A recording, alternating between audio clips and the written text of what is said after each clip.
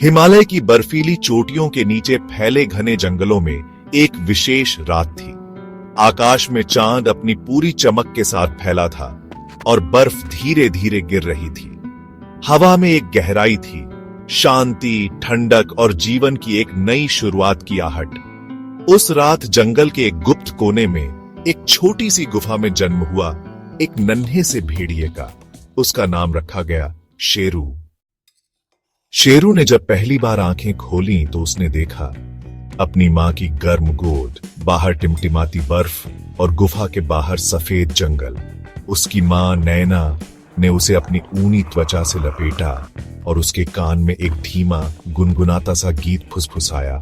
नायना, तू मेरा चांद है, तू मेरा सूरज, तू मेरी सांसों में छिपी हर दुआ है। शेरू के कान उस आवाज को पहचानने लगे।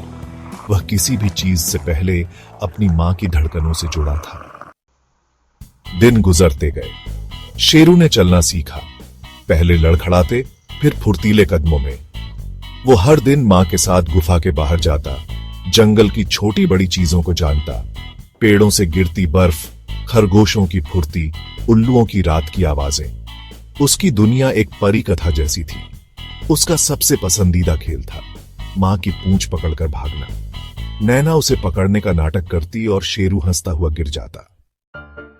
रात को जब पूरा जंगल सो जाता, नैना शेरू को कहानियां सुनाया करती। नायना, जब मैं छोटी थी तब तुम्हारे नाना जंगल के रक्षक थे।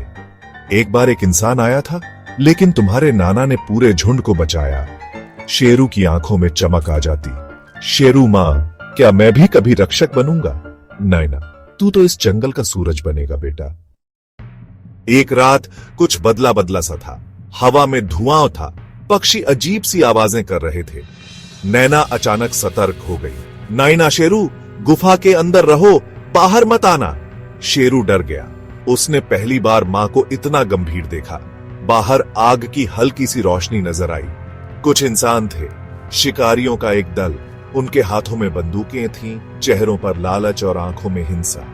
नैना ने अपनी जान की परवाह किए बिना शेरू को एक कोने में छिपा दिया और खुद बाहर चली गई। बंदूक चली। शेरू ने मां की चीख सुनी। उसने भागकर बाहर जाना चाहा, लेकिन उसके पैरों में जान नहीं थी। शोर थमा और फिर सिर्फ सन्नाटा। सुबह जब सब शांत हुआ, शेरू बाहर निकला। वहां उसकी मां नहीं थी, सिर्फ बर्फ पर पड़े कुछ निशान थे और एक टूटा हुआ हार जो नैना हमेशा पहना करती थी, एक लकड़ी की छोटी माला। शेरू ने उस माला को उठाया और अपने पास रख लिया। शेरू उस दिन रोया, बहुत रोया, लेकिन उसी दिन उसने एक वादा किया। शेरू, मैं कमजोर नहीं बनूंगा मां, मैं बड़ा होकर इस जंगल की रक्षा करूंगा और कोई बच्चा अपनी मां को न खोए। चैप्टर 1 समाप्त। अगला चैप्टर शेरू की संघर्ष यात्रा और जंगल में उसका पहला दोस्त। शेरू अब अकेला था। उसकी आंखें सूख चुकी थीं, लेकिन दिल में मां की गर्मी अब भी बाकी थी।